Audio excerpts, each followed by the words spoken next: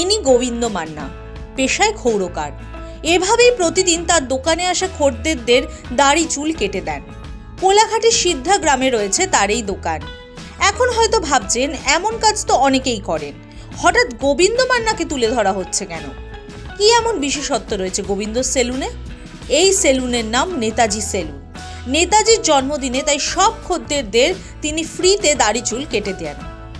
হঠাৎ নিজের সেলুনের নাম কেনই বা নেতাজির নামে রাখলেন গোবিন্দ? তাই নিয়েও রয়েছে গল্প। বেশ কয়েক বছর আগেকার কথা। ক্ষৌর কাজ শিখতে কলকাতায় গেছিলেন গোবিন্দ। সেখানে বহু মানুষের সঙ্গে তার আলাপ হয়। তাদের মুখ থেকে নেতাজি সম্পর্কে গভীরভাবে জেনেছিলেন তিনি। সেই থেকে নেতাজির জন্য শ্রদ্ধা বেড়ে গেছিল গোবিন্দর। বাড়ি ফেরার পরে সেলুন খোলেন, আর সেই সেলুনের নাম রাখেন নেতাজি সেলুন। ঠাকুর দেবতার ছবির পাশাপাশি দোকানের দেওয়ালে নেতাজির ছবিও ঝুলিয়ে রেখেছেন গোবিন্দ। জন্মদিনে ফুল ধূপ জ্বালিয়ে শ্রদ্ধাও জানান। দেখুন, নেতাজি যে মাপের মানুষ ছিল, আমরা নেতাজির কাছে কিছুই নয়।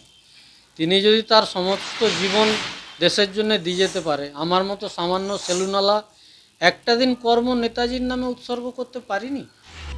গোবিন্দর এই নেতাজি ভক্তিতে এলাকার মানুষ বেশ অভিভূত।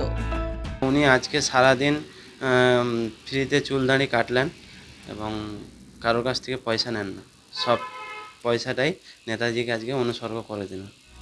কোলাঘাট থেকে অভিজিৎ মান্নার রিপোর্ট, দ্য ওয়াল।